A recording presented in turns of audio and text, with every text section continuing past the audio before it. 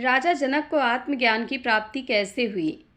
एक बार राजा जनक को स्वप्न आया कि जैसे ही वह किसी जंगल में अकेला भटक गया है और उसको बहुत अधिक भूख लगी हुई है।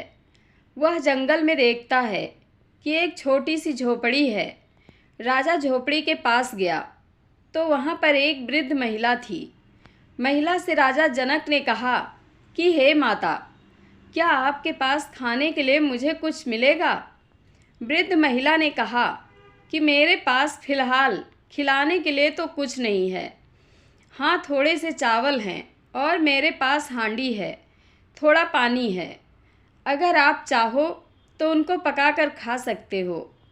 राजा जनक ने खाना बनाना शुरू किया। वह चूल्हे में आग जलाने के लिए बहुत फूंक मार रहा था, लेकिन आग नहीं जल पा रही थी। राजा जनक बहुत परेशान थे, लेकिन थोड़ी थोड़ी आग जल जाने के बाद चावल पकने लगे। चावल जब तक पकने ही वाले थे, बल्कि अधकचरे ही थे, तभी दो जंगली भैंसे आपस में लड़ते लड़ते उधर आए और हांडी के ऊपर ही चढ़ गए और वह सारा खाना मिट्टी में मिला दिया। इतनी ही देर बाद राजा जनक की आँख खुल गई तो वह सोचने लगे कि मैं इतने बड़े राज्य का राजा और सोने के पलंग पर सोया हुआ था, लेकिन इस सपने में मैंने इतना भयंकर दृश्य देखा।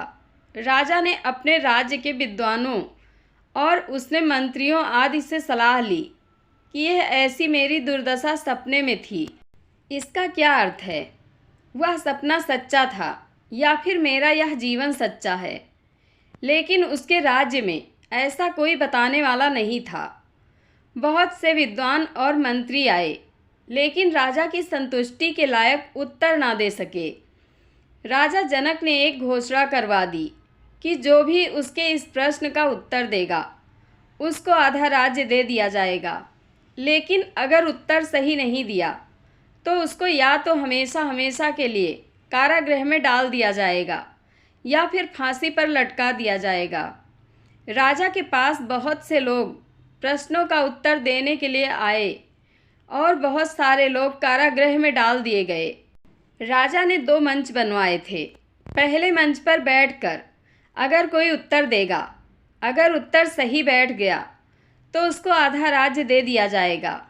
अगर उत्तर सही नहीं बैठा तो उसको आजीवन कारावास दिया जाएगा। इसी कथा को यहाँ रोककर एक दूसरे कथा सुनना उल्लेखनीय होगा।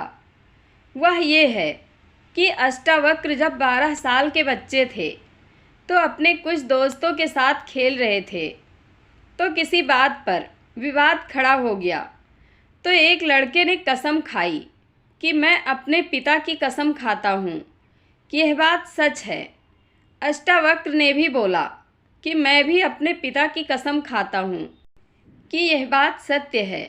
लड़के बोलने लगे, तेरे पिताजी कहाँ, तू तो बिना बाप का है। अब हुआ ऐसा था कि जब राजा जनक ने उक्त प्रश्न से संबंधित प्रश्न को जानने के लिए उत्तर मांगा था, तो स्वप्न का अर्थ बताने के लिए राजा ने अष्टावक्र के पिता को जेल में डाल दिया था। अष्टावक्र को अपने दोस्तों की बात सुनकर बड़ा दुख हुआ। उसने अपनी माता जी से जाकर बोला कि मेरे पिताजी कहाँ हैं। उसकी माता बोली, तेरे कोई पिताजी नहीं हैं। वह बोले कि नहीं, सबके पिताजी हैं तो मेरे भी पिताजी होंगे।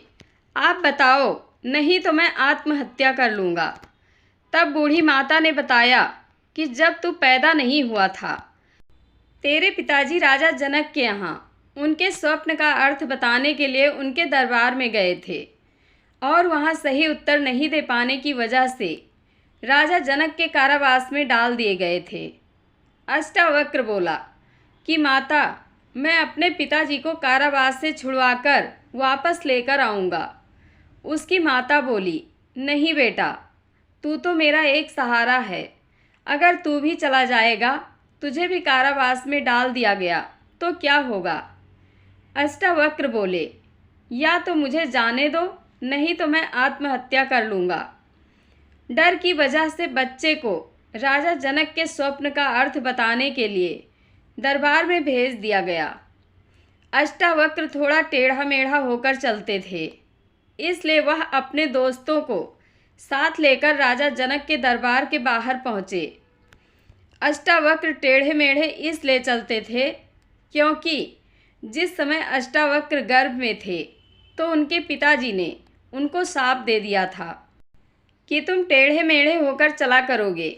उल्लेखनीय है कि अष्टावक्र के पिताजी शास्त्र और वेदों और कर्म कांडों में बहुत ज़्यादा विश्वास करते थे और उनके हिसाब से अपने आप को बहुत ज़्यादा विद्वान मानते थे और उसी के अनुसार कर्मकांडी भक्ति करते थे।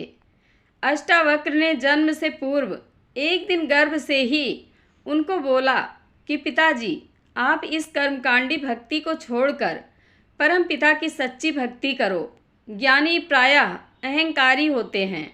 उन्होंने उसको बोला कि तू अभी पैदा भी नहीं हुआ है और मुझे ज्ञान सिखाता है, इसलिए मैं तुझे श्राप देता हूँ कि तू टेढ़ा मेढ़ा होकर चला करेगा।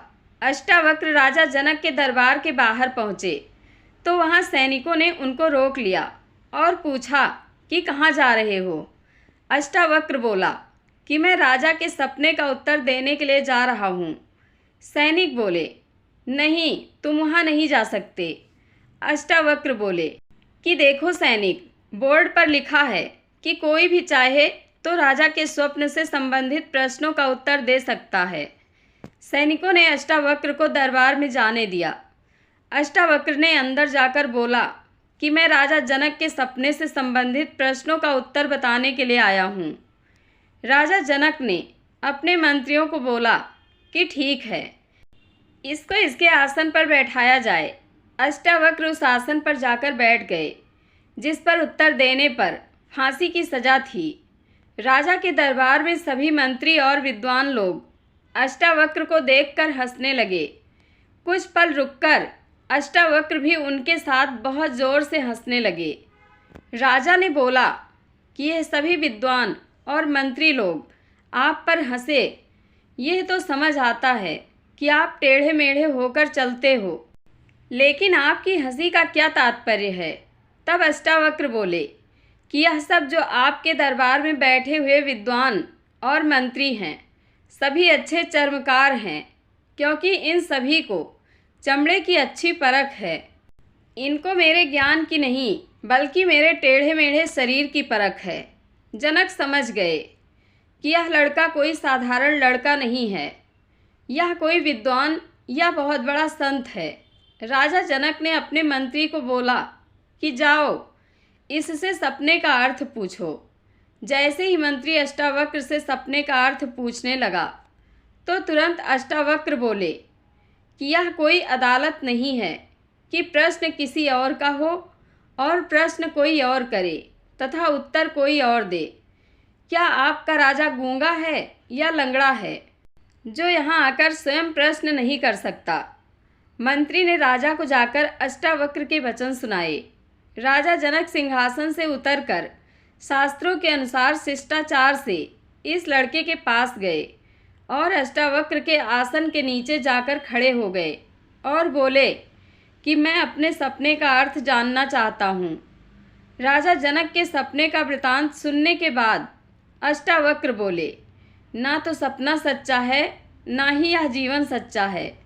सपना थोड़े समय के लिए सच महसूस हो रहा था, यह जीवन एक लंबे समय के लिए सच महसूस हो रहा है। यह दोनों ही झूठे हैं।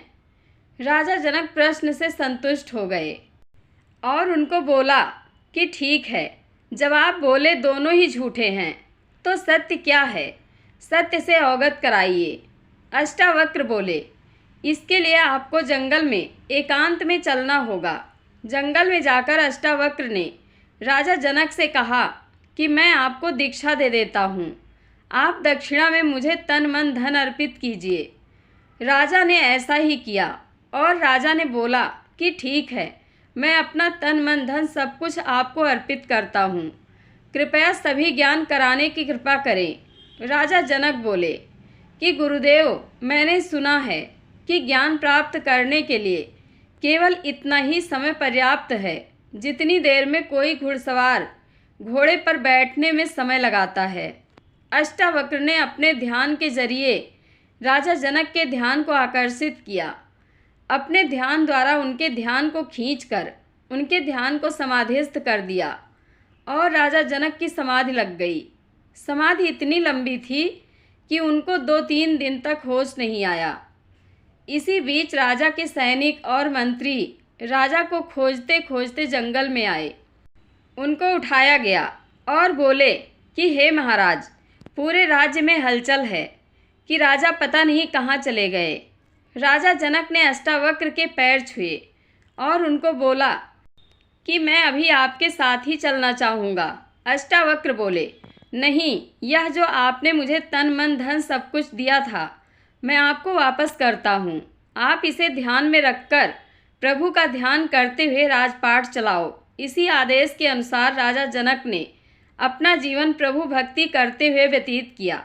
राजा जनक ही एक महान योगी और विदेह कहलाए। जय सिया राम। आप लोगों को कथा कैसी लगी कमेंट बॉक्स में अपनी राय अवश्य दें। धन्यवाद।